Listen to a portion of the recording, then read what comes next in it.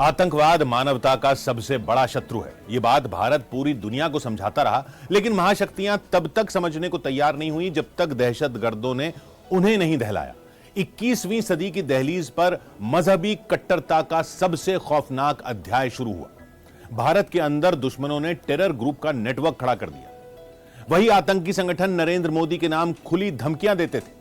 आतंक के विरुद्ध नरेंद्र मोदी ने मुख्यमंत्री रहते हुए ही युद्ध शुरू कर दिया था।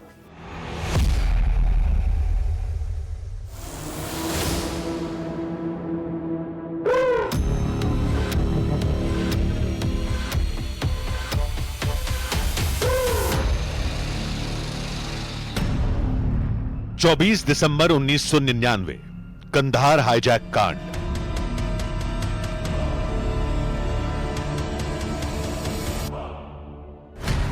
ग्यारह सितंबर 2001 न्यूयॉर्क के वर्ल्ड ट्रेड सेंटर पर आतंकी हमला।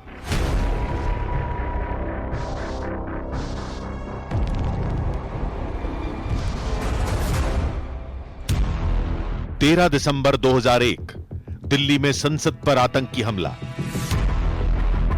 बेगुनाहों के खून से सनी तारीखें जब आतंक का असल चरित्र बयां करने लगी, तब महाशक्तियां होश में आईं, लेकिन बहुत देर हो चुकी थी। अमेरिका और यूरोप आतंक की बारूदी साजिशों से दहलने लगे थे। वहीं भारत में टेरर नेटवर्क ने गहरी जड़ें जमा ली।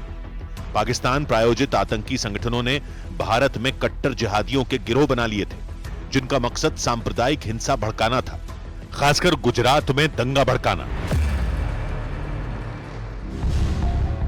27 फरवरी 2002 के दिन सबसे भयानक साजिश अंजाम दी गई। अयोध्या से कार सेवकों को लेकर गुजरात के गोधरा स्टेशन पर पहुंची साबरमती एक्सप्रेस ट्रेन में आगजनी हुई, जिसमें 59 लोगों की मौत हो गई। मृतकों में 27 औरतें और 10 बच्चे भी थे। कई साल की जांच और अदालती लड़ाई के बाद गोधरा कांड का सच जब सामने आया तो देश दंग रह गया।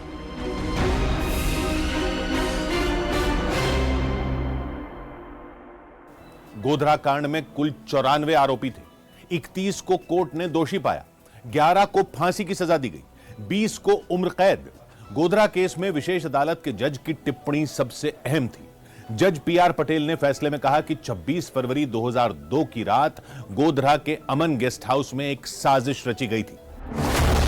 साजिश का सूत्रधार था देवबंदी तबलीगी जमात का लीडर मौलाना उमर। उसने अयूब पटेलिया, इरफान कलंदर, महबूब पोपा, शौकत पटेलिया और सिद्दीक वोरा के साथ मिलकर गोधरा कांड को अंजाम दिया। गोधरा के मास्टरमाइंड मौलाना उमर ने जो सोचा था वही हुआ। इससे पहले कि साबरमती एक्सप्रेस में लगी आग बुझती, गुजरात में हिंसा भड़क गई। यह अजीब इत्तेफाक नहीं था कि जिस दिन गुजरात विधानसभा में नरेंद्र मोदी ने कदम रखे, उसी दिन दंगों की साजिश रची गई। हिंसा की जानकारी जब मुख्यमंत्री नरेंद्र मोदी को मिली, तब उन्होंने सबसे पहला काम जो किया वो जान लीजिए। मैंने कहा भाई मैं गोधरा जाना चाहता हूं,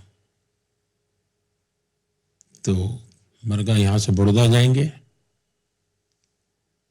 बड़ौदा से हम हेलीकॉप्टर लेंगे। तो बोले हेलीकॉप्टर तो है नहीं। तो मैंने कहा किसी का देखो, तो ओएनजीसी का शायद था, तो सिंगल इंजन था। तो उन्होंने मना कर दिया, वीआईपी को नहीं ले जा सकते। मैंने कहा मैं वीआईपी नहीं हूं, मैं कॉमन मैन हूं, मैं जाऊंगा। जब नरेंद्र मोदी दंगा नियंत्रण में लगे थे, दूसरे राज्यों से मदद मांग रहे थे, तब उनके लिए कुचक्र रचे जा रहे थे। विरोधियों ने दंगों के लिए नरेंद्र मोदी को जिम्मेदार ठहराने की कोशिश की। जो विरोध के लोग हैं वो सरकार में थे और वो तो चाहते थे कि हम पर जितने आरोप लगे थे हमको सजा हो जाए, लेकिन उनके लाखों कोशिश के बाद भी जुडिशरी ने पूरी तरह डिटेल में उसका एनालिसिस किया, दो बार किया। गुजरात दंगे की जांच के दौरान नरेंद्र मोदी मुख्यमंत्री थे। स्पेशल इन्वेस्टिगेशन टीम ने नरेंद्र मोदी से कई घंटों तक पूछताछ की थी। गांधीनगर के एसआईटी दफ्तर में हुई पूछताछ के बीच उन्हें स्नान और पूजा करने के लिए एक ब्रेक दिया गया था। तब के एसआईटी चीफ आर के राघवन ने अपनी किताब में लिखा है कि नरेंद्र मोदी ने उस दिन सिर्फ पानी पिया था। पानी भी वो खुद लेकर आए थे। सांच को आंच कहा, लेकिन नरेंद्र मोदी के खिलाफ रची गई साजिश का अंत होने में कई साल गुजर गए। सुप्रीम कोर्ट ने 24 जून 2022 को दिए फैसले में एसआईटी की निष्पक्ष, गहन और स्वतंत्र जांच का जिक्र किया।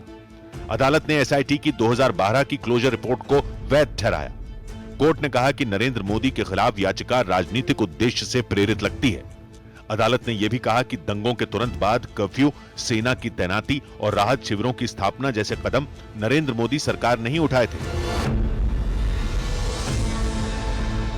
सर्वोच्च अदालत से न्याय पाने में अच्छा खासा समय लगा, लेकिन जनता की अदालत में नरेंद्र मोदी 2002 गुजरात दंगों के कुछ महीने बाद ही पास हो गए थे। 2002 का गुजरात विधानसभा चुनाव नरेंद्र मोदी के नाम रहा। देश की राजनीति इसी चुनाव के बाद उनके नाम के इर्द गिर्द घूमने लगी।